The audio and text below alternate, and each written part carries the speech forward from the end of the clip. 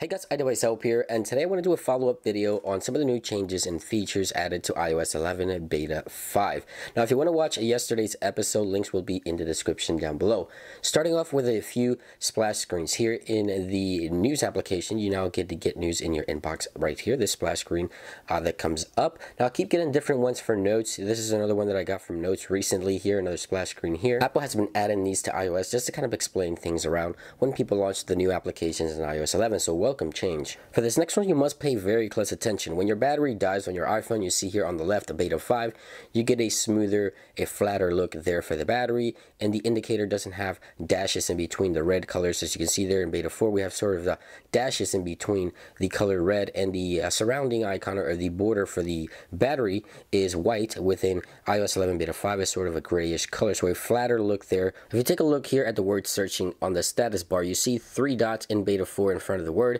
In Beta 5, they're no longer there. Under iTunes and App Store section, the autoplay video option has now been renamed to video autoplay. If you take a very close look at the contacts application, you see there that the colors have been inverted from the left over to the right. Inside of the weathers application, you now get more hours displayed in your daily forecast. When you launch portrait mode in iOS 11 Beta 5 on the iPhone 7 Plus, it is officially out of beta. As you can see there, you now get a new prompt. It no longer says in beta. When you screen capture in iOS 11 Beta 4, you have this white bar going across the top of the platter. On iOS 11 Beta 5, that is no longer there. The microphone has been moved up a little bit, and the platter has been rounded out a little and has been made a little darker. Now, when you screen capture in iOS 11 Beta 4 in comparison to Beta 5, the bar is no longer blue, it is now red. When you scroll up in Control Center, you now see a blur there towards the top of the screen. In iOS 11 Beta 4, that was not there. You see Beta 5 has definitely a darker blur, or a more pronounced blur,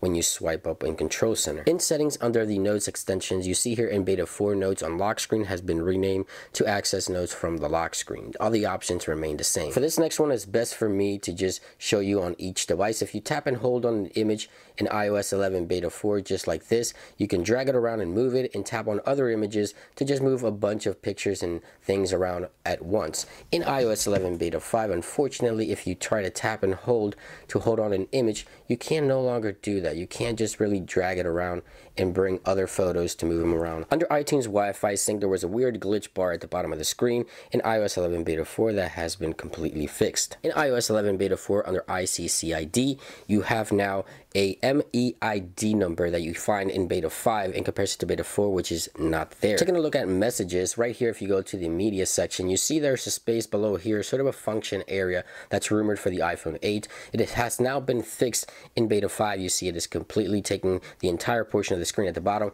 Maybe Apple accidentally leaked this by accident, who knows, but the function area at the bottom of messages is no longer present in Beta 5. In iOS 11 Beta 5, when you go to the display options, you now get the actual iOS 11 wallpaper. In iOS 11 Beta 4, you have the iOS 10 wallpaper. In iOS 11 Beta 5, unlike Beta 4, when you connect your device to an unknown computer, it gives you the trust button here. When you click on it, it goes and trusts the computer. In Beta 5, when you click the trust button, it requires you to use Touch ID to authenticate. And two other things I wanted to mention: that when you go to the lock screen, if you double tap on the power button, you get this glitch where the screen goes completely dark. And when you charge your device from 0 to 100, it vibrates and makes a sound to let you know that it's reached 100, and the screen also lights up. I experienced that last night. So that about brings it into this video. I hope you guys enjoyed it. That was additional features and changes for you guys. Follow-up video as I promised. I hope you guys have a great day, and I'll see you real soon. Peace.